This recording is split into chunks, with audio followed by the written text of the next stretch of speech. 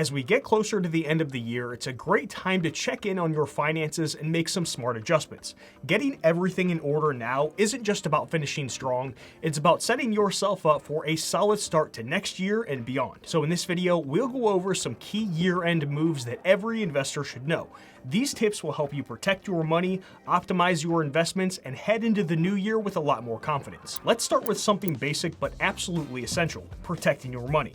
It seems like every year there's more and more people trying to weasel their way into our financial and non-financial accounts. With the constant data breaches where hackers suck out the personal data of users, most of our info is out there on the dark web being bought and sold like fake IDs at a college frat party. A few months ago, I got an email from a scammer claiming they had hacked into my computer and threatened to leak embarrassing info and camera recordings to my friends and family if I didn't pay them $2,000 in Bitcoin within 12 hours. Since the cameras on all of my devices have covers on them and I have nothing to hide from my personal life, I ignored the email, and guess what happened? The hackers leaked my nudes all across the internet.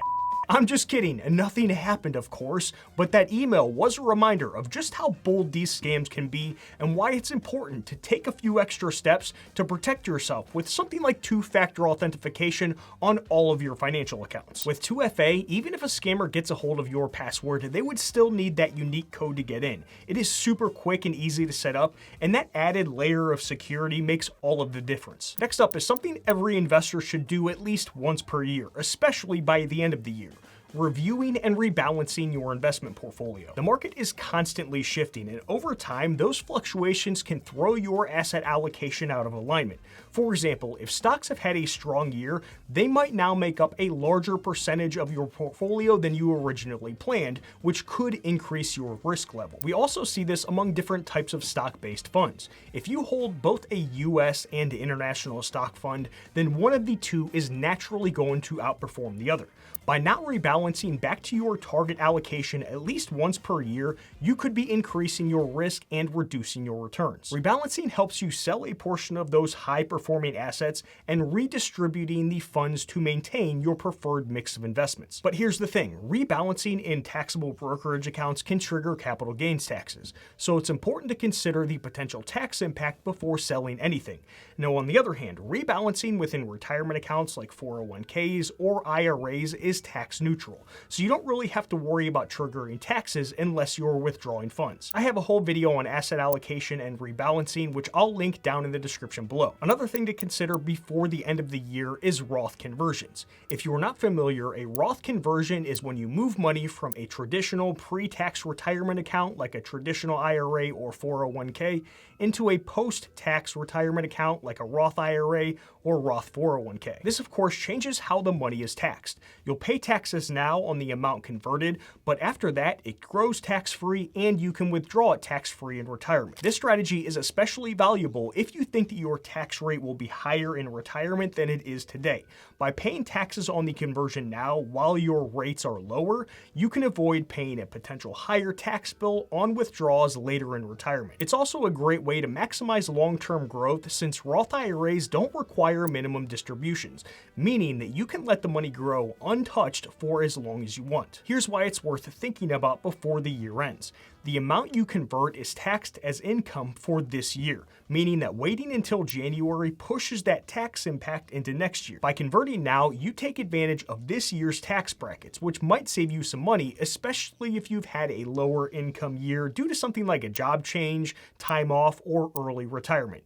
Acting sooner also gives your Roth IRA more time to grow tax-free. But just remember, a Roth conversion is a taxable event, so the amount that you convert will be added to your income for this year.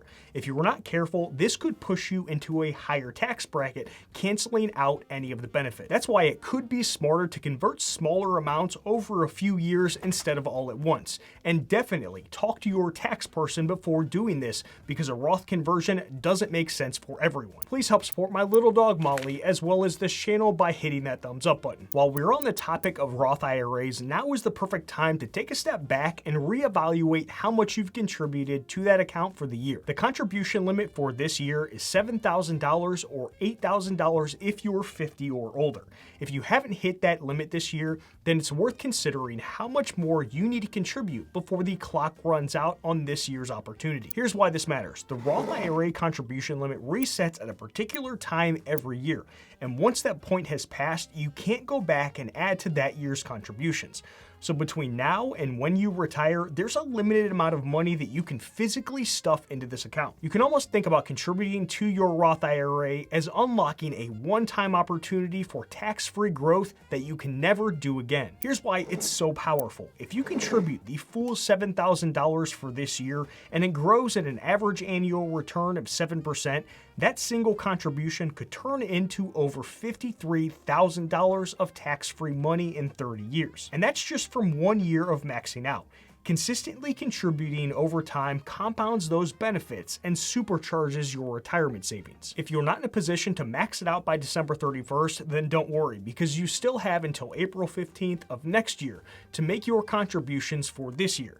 But starting sooner gives your money more time to grow, so take a moment to reevaluate your budget and see what is possible. One thing that's easily overlooked but incredibly important is making sure the beneficiaries on your retirement accounts are up to date.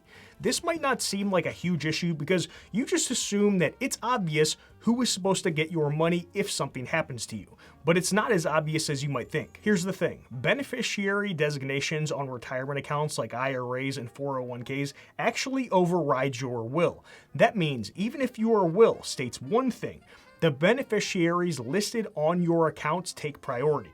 So if you haven't updated those designations in a while, it's worth taking a minute to double check them. I recently read a horror story about a guy who added his girlfriend as the sole beneficiary of his workplace retirement account back in 1987. They broke up shortly after, he forgot to change it, and he passed away in 2015.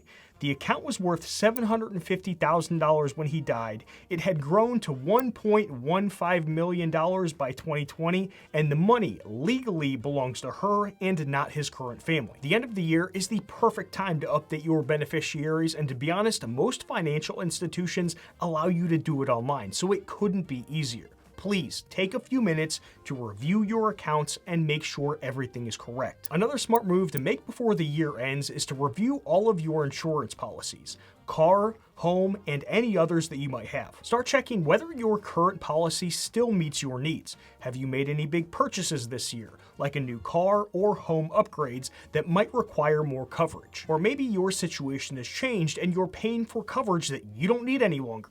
Adjusting your policy limits or deductibles to match your current assets is a great way to ensure that you're not underinsured or overinsured. I think we all know how insurance premiums have gone up like crazy across the board over the past few years, so it's worth shopping around to see if you can get a better rate somewhere else. I haven't been able to get any of these insurance companies to budge on giving me a cheaper rate since 2021. But this year, I hit the freaking jackpot when I was shopping around for lower rates at different companies. I was able to reduce my home insurance by 36% while keeping the exact same coverage. And I was able to get better coverage as well as reduce my car insurance by, wait for it, 209%. I swear, these insurance companies are out here just making up numbers and ripping us all off. Using one of those insurance aggregators like the Zebra is where I found the most success, since they get quotes from multiple companies. Not sponsored or affiliated with them, other than I'm a happy customer. Now that you've reviewed your insurance coverage, it's time to reassess your emergency fund. This isn't just about having savings set aside, it's about making sure that the amount that you have matches your current expenses and lifestyle, especially if things have changed over the past year. An emergency fund is your safety net for those unexpected expenses like car repairs, medical bills, and any other random thing that happens. As most of us know, the common guideline is 3 to 6 months of essential living expenses. But if your costs have risen due to inflation or major life changes, your current amount might not be enough any longer. On the other hand, if you've lowered your expenses or paid off debt, you might have too much saved, which could free up cash for other things. Remember, with an emergency fund, it's about finding that right balance between security and making your money work for you somewhere else.